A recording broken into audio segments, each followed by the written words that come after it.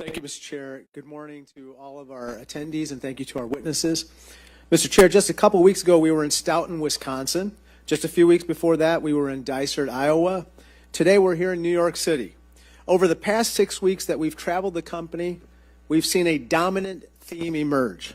The CCP has taken aggressive steps to advance its economic interests at the expense of American ones. Doing nothing in response to these risks posed by the CCP's economic aggression is not an option. These risks harm people in the smallest towns and the biggest cities. They threaten industries from the corn and soy fields of Iowa to the factories of Wisconsin to the trading floors of Wall Street.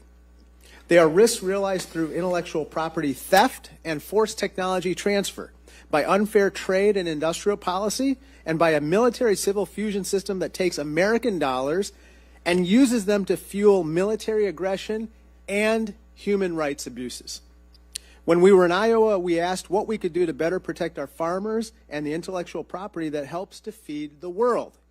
When we were in Wisconsin, we asked what we could do to better protect our job creators who help to create paths into the middle class. And now here in New York, the world's financial capital, it's important that we ask what we can do to better protect Americans' money and the global financial system. Let's use the federal government's thrift savings plan as an example.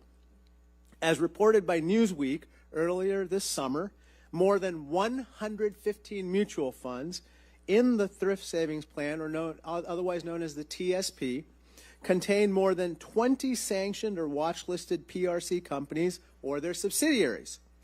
These companies make, among other things, fighter aircrafts and ship engines for the People's Liberation Army and pose a direct national security risk.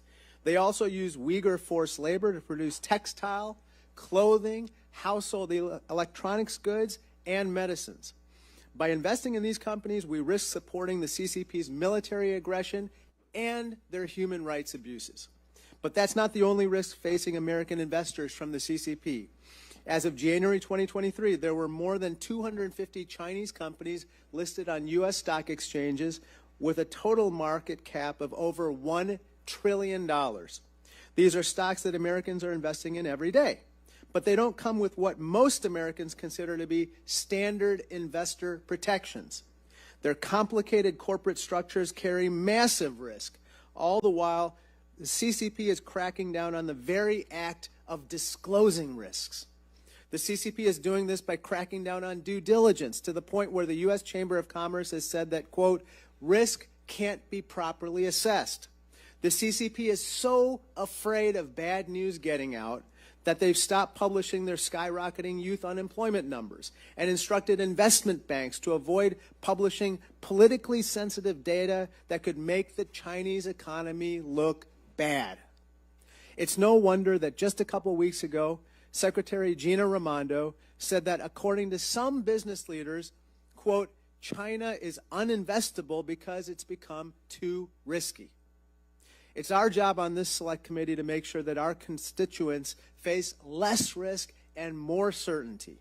It's our job to make sure that in the same way your food supply and your jobs are protected from harmful CCP policies, that your money is protected too. It's why we've acted as a committee to launch a bipartisan investigation into American VC firms supporting Chinese AI, semiconductor, and quantum computing companies, as well as asset managers and index providers helping to direct capital to red flag companies that violate human rights and strengthen the Chinese military. It's also why I believe the Biden administration has taken critical and positive steps to address these problematic outbound investments, steps that deserve our support and legislative action to strengthen them. The stakes for our families from Iowa to Wisconsin to New York are simply too high to ignore, and they are too high for us to settle on a path of inaction. I look forward today to hearing from our witnesses about what we can do to address these risks and protect the interests of the American people. Thank you, and I yield back the balance of my time.